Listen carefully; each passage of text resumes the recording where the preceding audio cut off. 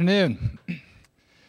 It's great to see everyone. This is our last class, and I just want to take a minute to thank everyone in here for your participation in the class. I've really enjoyed this semester. I think we've had a great opportunity to meet a number of entrepreneurs and those that work with entrepreneurs from a lot of diverse cross-sections of society.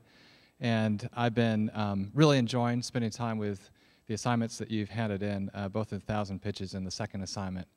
Thank you for doing those.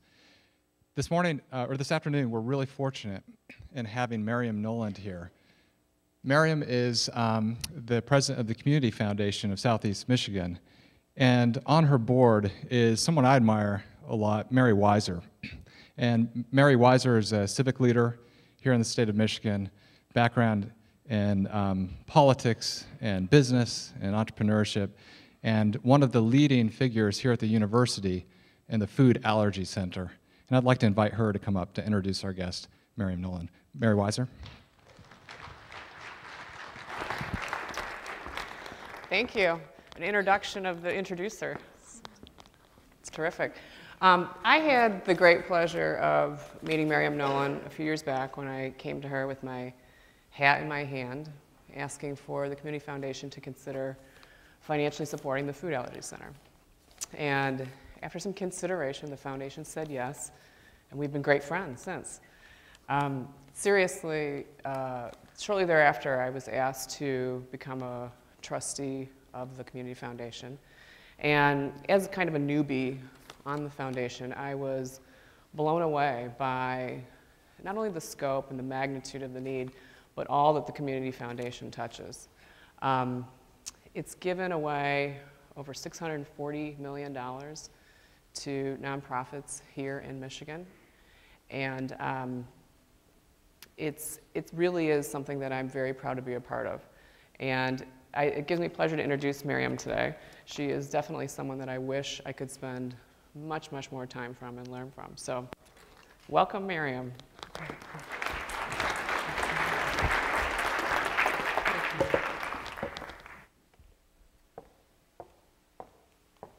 Well, great thanks to Mary and to Mark as well. They are both what I call really engaged civic entrepreneurs in every good sense of that word.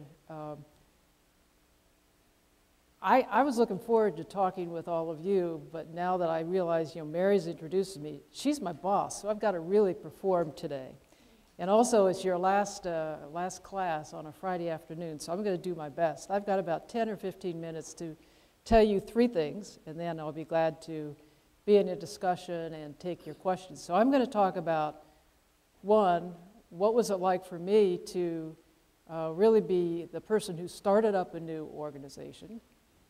Two, I'm going to talk about why I think being engaged as an entrepreneur in the community and in civic life is good for your business. And three, I'm going to announce a new venture. So let me start with a little bit about my story. In the foundation world, you always aspire to have a lot of money to give away. Well, I started to work for a foundation that had lots of money. Then I went to one that didn't have much, and then I came to Detroit to help start one that had no money. So I have a backwards career. And it's more fun to have no money than lots of money. The story in Detroit is that we have started up something called a community foundation. And a community foundation is different from the Rockefeller Foundation or the Ford Foundation in New York, in that we don't have just one big donor or one family that puts all the money into a foundation like Bill Gates would do.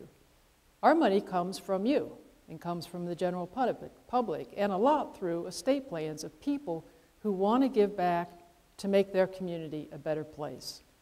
So most of my donors are all alive.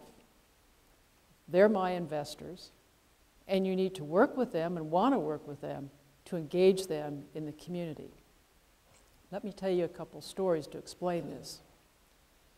Back when we had a shoebox and no money, we did have a phone, but we were located in actually it was a loaned office in downtown Detroit, and this guy walks in, clearly homeless, and the receptionist comes and says, "What do we do?" And I said, "Put him in the conference room, give him something to eat, do whatever you can. Well, to cut this to the chase on this story, Eugene Howe would stop in our office about every other Thursday morning. He said he wanted to start a fund like a foundation like Mr. Rockefeller. So we said, well, do you have an attorney? Yeah, he had an attorney. So we actually sat down with him one day and drew up an agreement where it said, the Eugene A. Howe Fund, and these were his words, would be used to fund and help homeless people resume productive lives. He came in for a year or so, and then he disappeared. He died. That's what had happened. And lo and behold, he left the community foundation in his fund a large 6-figure gift. What was his story? We don't really know. We did find out he'd been a cab driver in Detroit, and he lived on the street for years. We, every year, make grants in his name to help homeless people resume productive lives. Another story. If you read the Free Press this morning, you saw Paul Scopp on the front page. Paul was a chemistry professor. I shouldn't use this example. A chemistry professor at Wayne State, okay. We helped him sell a patent. He had developed a product that is a chemical luminescence that's used in medical tests. Anyhow, we helped him sell his patent. He used a lot of that money to help build a new chemistry wing at Wayne State. And he has now given $5 million to help another civic project. Very engaged civic individual. And one of my favorite stories about who supports the community is a woman who sent us for many years $1 every quarter. She'd shoplifted as a kid and always wanted to give back, and a $1 a quarter is what she could do. Collectively, as Mary said, we've raised over $1 billion. We have $500 million still invested, and we've given away $700 million, people who re-engage in their community. That's what the Community Foundation is, and it's been a heck of a lot of fun for me to help start this up. Why have we been successful? First, everything we do when you have no money, you are entrepreneurial. You take risks. You need a board that will let you take risks and help you push the needle. So, first, we have a great volunteer board. And if you're starting a business, having great people to help you start it up is one of the most important things. 2, we have a great small staff. They work with us because they believe in mission. They're not going to get rich. They believe in mission. 3, what's the third? We really look at ourselves as investors. And so what we look for is return on that investment. And I'll come back to that in a minute. We also need a network of people who can help us really bring other investors. We don't advertise. You probably have never heard of us. So it is really a group of people who believe in what we're doing that bring us our business. And finally, we have to know our customers. Our customers are both those who need the money and those who can give the money, and we've got to service both. Very strong personal service is our defining characteristic. And that return on investment for us is making a difference in the lives of people, changing behavior in people's lives, your lives and others. How do we do that? Well, a couple of examples. I don't know if any of you have used the path that has the bridge over the Argo Dam. We funded that because we're trying to build a network of greenways, recreation corridors, bike paths, connecting the 7 counties. Why do we do that? It creates community, gets people out healthier. So that's just one of the many things we've done in Ann Arbor. Another example is we went out and raised $100 million from others, largely national foundations, to start something called the New Economy Initiative. That initiative started now 8 years ago, was really to help stimulate the regional economy, using the charitable sector primarily. What was the role of the charitable sector to help rebuild the entrepreneurial spirit among all of you and others in the 7 counties? It's amazing what we've been able to accomplish there. But you can bet every organization that put money into that collective fund is watching the outcomes. How many new business startups, who's investing in what, how many are employed. So for us, that's the kind of community impact that measures our success. So we're a funny organization. As my board chair says, we raise money, we give away money, we keep money, but the bottom line is that we're trying to make this community a better place. That's not what foundations are always willing to do. We're willing to step out and say, just because no other foundation in the country has tried to work on revitalizing the regional economy, we should try it. We should try to build greenways. So for us, it's finding that sort of edge and working ahead on the edge. That's the kind of place we are. And because if someone walks in the door and says, tell me what you've done so I can give you my money and feel good about it, I think we've got a story to tell. So that's a couple stories. Let me just take a minute to talk a bit about you and the importance of civic engagement and how I think that will help you be more successful in whatever business ventures you start up. I was recently talking with some colleagues in Silicon Valley. The Silicon Valley Community Foundation is established in the same form we are. And what they're telling me is that the investors in startups and in new businesses are particularly interested in those activities and those entrepreneurs that are connected in some way or another to doing civic good. That they have shown in some way they're investing their time in the community. And I will bet that every one of you in this room has already done that, or else you would not have been accepted in Michigan if you hadn't been the kind of person that A, was smart enough to accomplish anything you ever wanted to do, and secondly, that you probably showed already in your life that you've volunteered, you've done something for others. So this isn't new, but they want to see that you are a part of the civic life where you are building your entrepreneurial activity or business, whatever it is. And in their case, many of the startups, before they are looking for other major investments or whether they want to go public, are actually contributing a small piece of ownership of their companies into a charitable fund. And so they can demonstrate their commitment to community. We actually have someone who is a University of Michigan grad, a successful entrepreneur, who has arranged with us to give back a certain percentage of their profits every year. And this guy is in his 30s. So I would simply encourage you to think about, as you are busy working 24/7, if whatever venture you start, to not forget that you can give back. If you think about this country, we are as successful as a country as we are because of great entrepreneurial spirit, lots of private enterprise, and then commitment back to community. So I'm preaching to the choir. You all know this already. Let me give you one other little piece of information that I think is really, we're excited about. And I want to, in making this announcement, call out Adrian Fortino. Where's Adrian? Over here on the corner. A lot of you may know him. He graduated from this school, from the engineering school, successful in a couple startups, now running a couple investment funds, venture funds.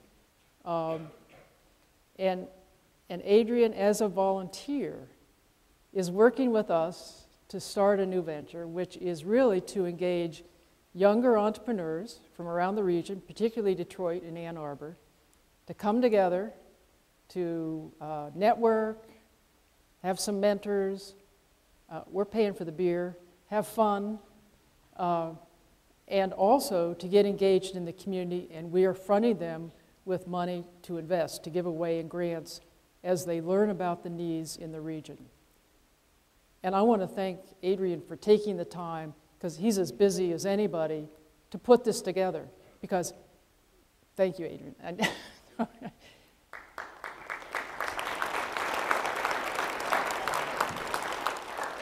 He actually performed on this stage a year ago, so this is really home for him. But why are we interested in this? We know that those of you who start businesses and are successful, we want to keep you in Southeast Michigan. And data says that if you're engaged in the community, you are more likely to stay here and invest and grow your families here and grow the economic vitality of the region.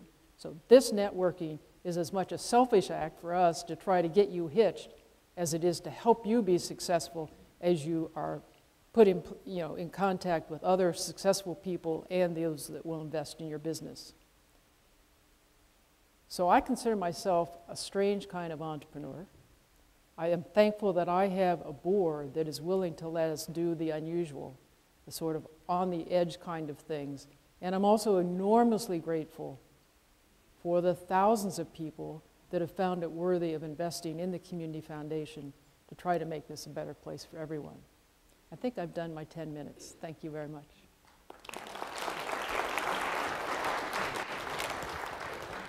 Well, thank you, Mariam. It's really a pleasure to have you here. I was looking at some of the things that you've been involved in, aside from the Community Foundation in Southeast Michigan, one of which was the Cleveland Foundation. And the Cleveland Foundation, from what I understand, was the first community foundation in the United States. So I thought that was kind of interesting. Well, it started in 1914. I wasn't there in 1914. I've been around a while, but not in 1914. It was interesting because back then, the foundation was first thought up by a man by the name of Goff. His last name was Goff. He wanted to remove the dead hand on trusts. When trusts become irrelevant, there's a huge process you have to go to make sure that they stay current with the changing times. Community foundations were put together as a very unusual public entity where our job, the job of the board of the Community Foundation, is to make sure that all of those gifts, whether they're very flexible or whether they're for specific purposes, stay relevant as times change. And yes, the Cleveland Foundation is going to be 100 years old. Detroit in this region never had a major community foundation. It had a few very geographic, Ann Arbor Community Foundation, until the last 30 years. So we're in a catch-up. Just because they have over $1 billion, we're halfway there. In fact, one of the interesting things to me is you started the Community Foundation for Southeast Michigan in the mid-'80s. And around that time, the Lilly Foundation, in part through the leadership of Jim Morris, the Lilly Endowment, started a strategy of seeding community foundations. Was that sort of general thinking influential in your decision-making and having a community foundation here in Michigan? Because I think between the early to mid-'80s to the end of the '80s, the number of community foundations just ratcheted up very quickly. I think it started after 7 years of hard work of a number of civic leaders in Detroit, primarily. But they saw if you were going to take on issues and you wanted to make a difference, they needed to be looked at regionally. That, the issues we have now are really complex. So it took 7 years because you have to build the base of support. And we actually got start from two foundations.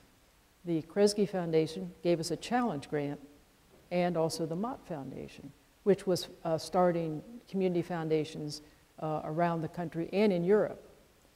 Then we were very fortunate in Michigan that the Kellogg Foundation put a lot of seed money in community foundations, and it was a really innovative idea. They wanted to start endowed funds in community foundations all over Michigan that funded activities to support youth, but the grant making had to be done by young people. So we now have 30 years of engaging young people from around the region in learning about the needs of their community, how to read financial statements, and all those kinds of things when you analyze investments, and then make grants.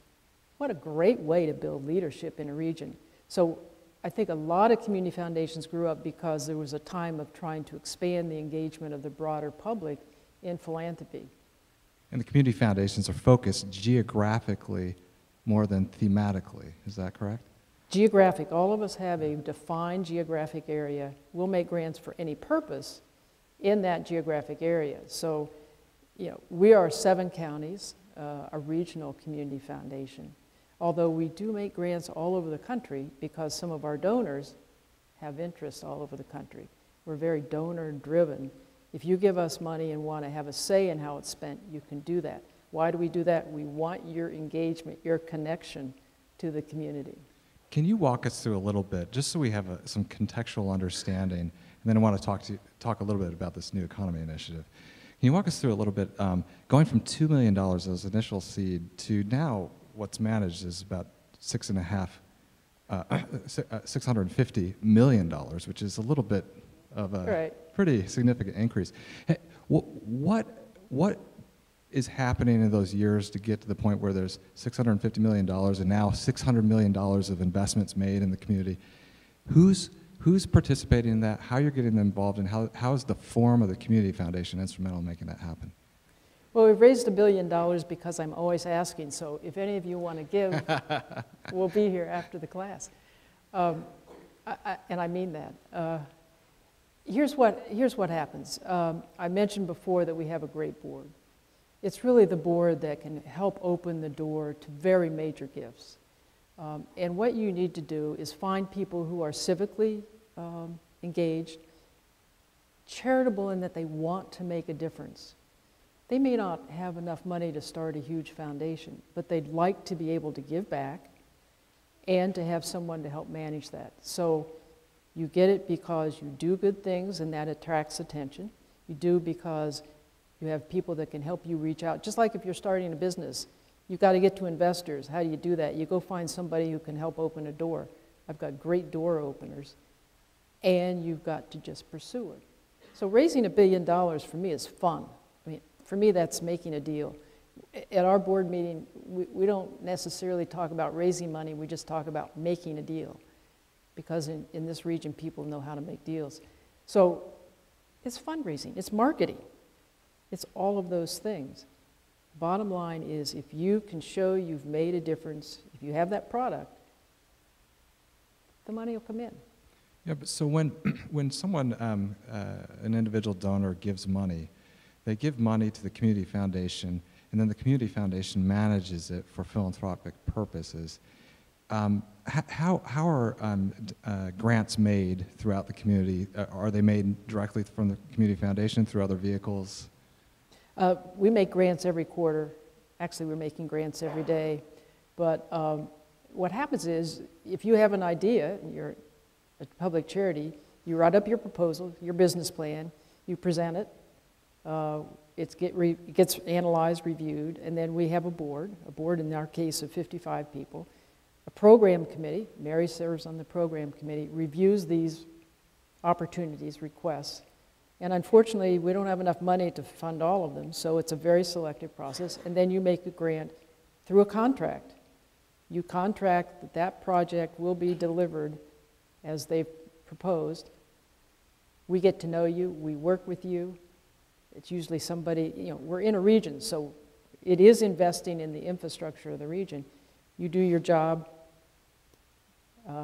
we've paid you the money, by the way, and then it's likely you're going to come back in the future with some other idea. But it's just the same process you would go through as if you were out looking for investments for your for-profit venture. So one of the things that happened recently, really in the midst of and in the wake of the Great Recession recently, is the bringing together of multiple foundations to create seed money to start this new economy initiative that you mentioned. Can you describe to us the Community Foundation of Southeast Michigan's role in that gathering of foundations? Because I know that the NEI is a part of the Community Foundation of Southeast Michigan. What was the role there, and how is the money raised, and then to what purposes? It started it started about 8 years ago. Two things happened. I had heard about a fund that had been started in Northeast Ohio to try to actually invest in some selected sectors and see if they could stimulate their economy. I knew the guy who'd started that, and I kept thinking, if they can do it in Ohio, we can do it in Michigan. At the same time, a new board chair came into the Community Foundation. His name is Alan Gilmore. He'd been vice chair of the Ford Motor Company twice, a brilliant person, a very strong University of Michigan person. And he and I talked, and we said, you know, it's the economy. Philanthropy can't fill the needs that we saw in the region. What you need is a thriving private business sector. So we got thinking about, okay, we know what Northeast Ohio is doing, what would fit here? So I turned to one of our trustees, one of our directors, Paul Diamond. Paul here in Ann Arbor, some of you may know Paul. He'd worked in the Clinton White House, and as a volunteer for about 3 months, he worked with us to develop the design. He used his friends who were economists from around the country to say, you need to focus on talent, innovation, and changing the culture to rekindle that entrepreneurial spirit. We put together this proposal, and I started calling on my friends at other foundations around the country, and we raised, well, we were going to raise $25 million. And then we thought, no, we'll raise 50, and then we thought, oh, what the heck, let's go for 100. It took one initial investor. The first grant we got was $25 million from the Ford Foundation in New York on the basis that we would raise at least one other $25 million gift. And I thought, I'm dead. It's impossible. It will never happen. Second foundation came in was the Kellogg Foundation, and then the rest came in. Get the right idea, the right people, and always accept the challenge, although I didn't sleep much for about, about 8 months. It took us about 18 months, and at the same time, we were trying to figure out what would we do with the money. Right, because, I mean, $100 million is a lot of money for any of us in here. It's a lot of money. But relative to the economy of Southeast Michigan, it's not a lot of money. It's right. nothing. So, Yeah. so how you use that's really important. That's why you need really smart people to help you figure that out. So we had a group of economists from around the country advising us on what to do. And they, to this day, are doing that. So you've got a target. What have we invested in? In a lot of activities to help people develop business plans, to get their businesses ready to go, invest in funds like Adrian is managing and others, to give them the seed money, to get them ready to get the major dollars. A lot of bringing together organizations that should be and can help this process that we're tending to compete with each other. Not to call anybody out, but the business accelerators in the region, of which there are 5 or 6, we're all doing their own thing. When you bring them together, they can compete nationally and internationally a little easier. So a lot of building coalitions to support the entrepreneurial activity, working with community colleges that are a piece of this action. No one had thought about all the enablers in the charitable or nonprofit sector that if they work together could make it easier for private industry to develop and thrive. Is there something particular about a community foundation that gives them an advantage in that convening role relative to some of the other parties? That's a good question. Well, I suppose because we think it's our job to do that. A lot of private foundations don't. And it does help if you have money. If you announce you have money, everybody comes. Then you can do a lot with them. And it's interesting, when we evaluate our projects, even though they come first for the money, they tell us what's most important is the education that we give them in the process. We do a lot of providing technical assistance, opportunities to go visit other communities, whatever it is. Most nonprofits right now are strapped for cash. 2008 was a devastating time for the charitable sector. Their balance sheets are terrible. And so we're helping rebuild that charitable sector. As the demands for those services, whether it's food or what have you, went up, their money went down. And to this day, public support is down. So we're helping most nonprofits design new business structures. That they can't live off the public dollars like they did before. Long answer to your question.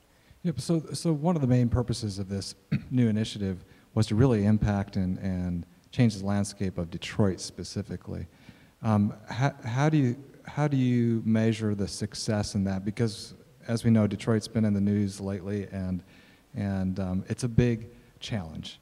So how do you measure success? Well, if you look at the dollars that flowed, most of the dollars stayed in the Detroit institutions, but it is a regional initiative, and you'll see that we did make grants to Michigan and to other places. So how do we measure the success of the New Economy Initiative? We're going to measure it a couple ways. On the talent issue, can you attract and attain talent? So you look around at how you do that. How many businesses have been started? What's the number of new jobs created? So there are metrics now in place, which we are just now using as we're raising another, not 100 million, but we'll probably raise another 50 million, 45 or 50 million. And what's the timeline on that? Now. Now. We'll announce soon. Great, terrific. So with respect to some of the initiatives, the one that you just talked about with Adrian, can you talk to us a little bit more specifically about what that is and why you're pursuing those? You know, it's going to depend upon what Adrian says everybody needs and wants. In this case, we've said we will fund the idea. We know it's important. We want you all to stay here. So for us, we're going to measure, you know, do people build new networks? Are they successful in getting the money they need for their businesses? And are they going to stick over time? Usually we have a really detailed plan. We actually looked at a similar activity in New Hampshire, and they made a big mistake because the foundation tried to define what the young entrepreneurs wanted, and it failed. So we're going to sit back and see what Adrian does, and as long as it's not totally crazy, and we said, yeah, we'll buy the beer, we'll do whatever it takes. It's up to them. So you're listening. Yeah. Yeah. So with respect to these initiatives you were talking about earlier about involving young people, I have a student, 300 students sitting in front of you. What are some things that these students can be thinking about relative to their communities and philanthropy and the role that plays in entrepreneurial activity that they can be doing even now? Yeah, my guess is you're already doing it, but you haven't thought about it as really your civic engagement. Anytime you volunteer, anytime you decide that you want to push an issue, if you advocate for something, if you have any opportunity to raise money, you're engaging in your community. So as you start your businesses, if some of you are going to do that, think about how, as you go about that process, you connect that activity to the community. What do I mean by that? If your business is successful, sponsor a baseball league. Do anything like that so that you show your connection, and that will connect you and your employees back to the community. It's not all about money. It's probably more about time, which I know is really valuable, probably more valuable than the money. Just think about how you are adding to the civic infrastructure that's actually going to help make your business stronger as well. Don't think real big at the beginning. Just do something. Volunteer. If you're interested in the arts, go down and volunteer. If it's whatever else, just do it. Sooner or later, when you're going to go sell your business or whatever, there are lots of people like community foundations that can help you capture charitable dollars that you will have great fun then using as your foundation to give back. All in good time. So you talked about trends in entrepreneurship, and you're using the example of Silicon Valley and the investments they're making there. What about trends in philanthropy? So the Community Foundation is one of a number of really great ideas that have evolved out of this philanthropic tradition that we have in the United States. Where do you see the next few decades going based on the trends that you're seeing? Yeah. Well, we talk about the United States being the most philanthropic country, and it is true that even in this region, and I don't mean even, but this region, individuals are enormously generous in terms of their personal giving of both time and money. Everybody's sort of worried about what's going to happen with those of you, and I don't have any concerns about that because the trends that I see are more of you are getting engaged every day. And that will lead to making sure that you are giving back over time. What are the trends? I think you will see people be more active in what they give to. They're giving their time and investing in the same way they were if they were investing in their business. I think you will see many large foundations started because a lot of those who were early investors on whether it was West Coast or not are now starting to give back. So you'll see a couple more really huge foundations start. And you will see community foundations continue to grow because they're, just a little plug, we have some really significant tax advantages, particularly for closely held businesses, that you can't find in a private foundation. That's a whole nother subject. But I guess I would just close by saying there are ways to be tax smart and have a lot of impact. And you can really do when you do well, you will also be doing good to the community. So one more question, and I want to open it up for a couple questions from students. On that point, the conversation over the last year in Washington has been around potential adjustments to the charitable deduction limits. Do you see that having an impact at all on what you do at the Community Foundation, or is it a moot point? I really sincerely hope that there are no changes. I'm not allowed to lobby, but I sure can educate and do so around that. There's an independent sector organization that represents charities that is taking a position on that. If you look at what it really means, what you save, you really don't, in my view, if you change the deduction. Will it have an impact?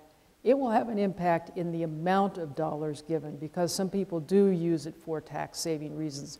It won't stop people giving back to what they care about. They'll continue to give to the University of Michigan. They may not give as much. So I think there's a negative impact in that change. Well, thank you, Mariam. I'd like to open up the floor to a few student questions. I wonder if you could talk briefly about why young entrepreneurs would choose to stay in Detroit rather than go to a place like Silicon Valley. What's the competitive advantage that our region has in attracting talent? Well, Detroit's a hot place to be right now. If you tried to find a place to live in Midtown and downtown Detroit, you can't. It's over 98% occupancy. So I think it's a very exciting place to be. One is the opportunities now to secure startup help, whether it's through what Quicken is doing or through the kinds of funds that Adrian or others are working on. I think you'll find a really receptive ear. It's also, it's much cheaper to live and work in Detroit than it is in Silicon Valley. But what we need is to continue to build that critical mass. But I think it's a really exciting place. I'm getting calls all the time from around the country about what's happening in Detroit. And in my case, people who want to give back. They've been here and they've moved out and now they want to give back or come back. So what's a competitive advantage? I think it's a hot place. I'd get in now. How do you go through your giving and make decisions and not spread yourself too thin? Wow, that is a key question. So you can't make you can't boil the ocean, is my view. So you got to pick and choose, and you hope you're wise in making those choices.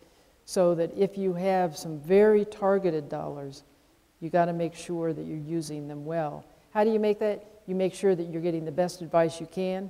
You want to make sure that those you're investing in are going to have the results they say, and then you're going to track them and reinvest in them if it makes sense. So it does take an analytical process to say, of all of our choices, this is the best and biggest bet in terms of return. It's the same as if we're going to analyze the investment of our dollars in the investment markets. Same thing.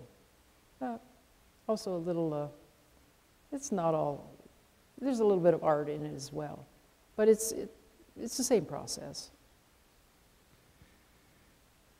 Well, I'd like to thank all of you for a great semester. I've had the time of my life, and I'd like to ask you to help me thank Mariam Noland. Thank you, Mariam. Thank you.